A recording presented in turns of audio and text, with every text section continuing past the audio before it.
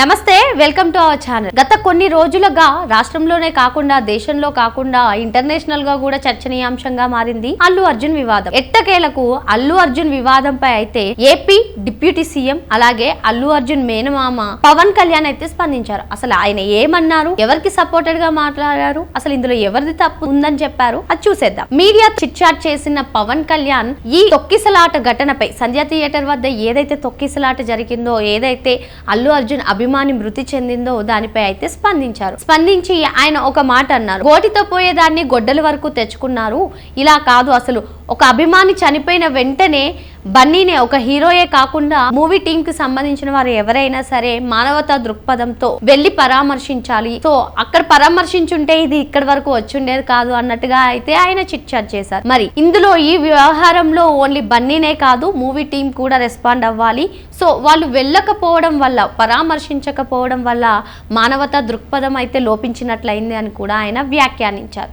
ఇంకా ఇది చూసినట్లయితే మనం ఏదైతే వార్తలు వస్తున్నాయో, రేవంత్ రెడ్డి పేరు మర్చిపోవడం వల్ల అల్లు అర్జున్ ప్రెస్ మీట్ పెట్టి ఆయన మాట్లాడేటప్పుడు రేవంత్ రెడ్డి పేరు మర్చిపోవడం వల్లే కక్షపూరితంగా ఇది ఎంత చేస్తున్నారన్న వస్తున్న కథనాలపై కూడా ఆయన పరోక్షంగా స్పందించారు.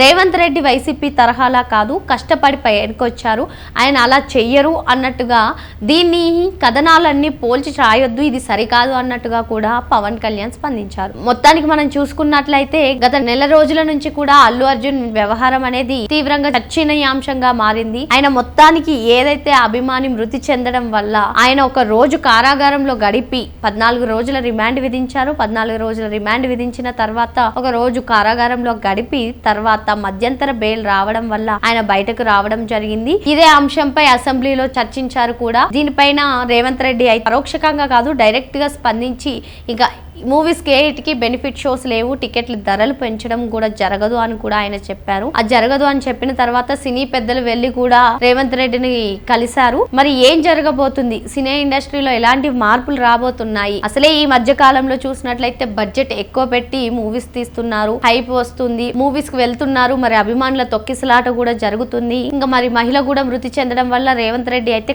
కఠినంగా వ్యవహరించారు. బెనిఫిట్ షోస్ లేవు, అలాగే టికెట్స్ రేట్లు పెంచడం కూడా జరగదు అని చెప్పైతే ఆయన చెప్పారు.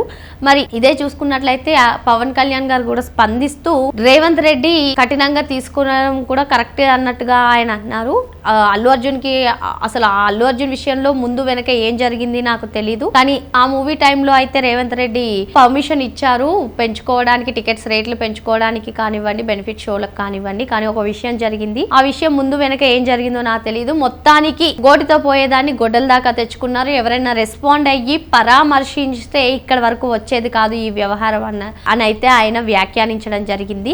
దీంతో మనము మెగా వర్సెస్ అల్లు వివాదం అంటూ ఫ్యాన్స్ మధ్య జరిగే గొడవలకు కూడా ఫుల్ స్టాప్ పెట్టేయొచ్చు అని అనుకోవచ్చు. మొత్తానికి ఎలా ఏ విధంగా అయినా సరే మీడియా చిట్ చాట్ లో అయినా దేంట్లో అయినా సరే పవన్ కళ్యాణ్ స్పందించారు కాబట్టి దీంతో ఇక్కడ వరకు ఫుల్ స్టాప్ పడుతుందని అయితే అనుకోవచ్చు. అదే విధంగా మనం చూసినట్లయితే ఏదైతే ఆ సంధ్య థియేటర్ దగ్గర జరిగిందో అభివాదం చేస్తూ ఇంకా మనం చూసినట్లయితే పవన్ కళ్యాణ్ గారు మాట్లాడేటప్పుడు ఏ హీరోకైనా సరే అభిమానులను చూసి అభివాదం చేసుకుంటూ రావాలి అనిపిస్తుంది అని కూడా ఆయన వ్యాఖ్యానించారు. మరి అదే విధంగా అభివాదం చేసుకుంటూ వెళ్లారు అల్లు అర్జున్. మనం చూసాము సంధ్య థియేటర్ వద్ద ఆయన ర్యాలీగా రావడంతో ఒకేసారి అందరూ ఫ్యాన్స్ అంతా తొక్కిసలాట ఆడుకుని ఏదైతే ఫ్యామిలీ అల్లు అర్జున్ ని చూడాలి, వాళ్ళ తనయుడు కుమారుడు ఎవరైతే ఉన్నారో వాళ్ళు ఆ అబ్బాయి పుష్పరాజ్కి పెద్ద ఫ్యాను, వాళ్ళ వీధిలో వాళ్ళ చుట్టుపక్కల వాళ్ళు కూడా పుష్ప అని పిలుస్తూ ఉంటారని విన్నాము. ఆమె రావడం, వాళ్ళు అందరూ ఒకేసారి రావడంతో ఆమె భర్త పాప ఒక సైడ్ వెళ్ళిపోవడం, ఈమె కొడుకు ఒక సైడ్ వెళ్ళిపోవడం, అందరూ తొక్కిసలాడడం, అందులో ఆమె చనిపోవడం నిజంగా ఇది దురదృష్టకరమైన వార్త. ఇంకా మనం చూసినట్లయితే ఇంకా అభియోగాలు వస్తున్నాయి అల్లు అర్జున్ వ్యవహారంపై. మరి ఏం జరగబోతుంది, నెక్స్ట్ ఏంటి, మళ్ళీ విచారణకు ఎప్పుడు పిలుస్తారు? గతంలో చూసినట్లయితే ఆయన అరెస్ట్ అయ్యి వచ్చిన తర్వాత విచారణ చేశారు. 3.5 గంటల పాటు విచారణ కూడా కొనసాగింది. ఈ 3.5 గంటల్లో వీడియోస్, సీసీ ఫుటేజ్ చూపించి అల్లు అర్జున్ ని మరి విచారించారు. మరి తర్వాత ఈ కేసులో ఏమవుతుంది, ఈ ఎఫెక్ట్ అల్లు అర్జున్ సినీ కెరీర్ లో ఏ విధంగా ఎఫెక్ట్ చూపుతుంది అనేది కూడా మనం వేచి చూడాలి.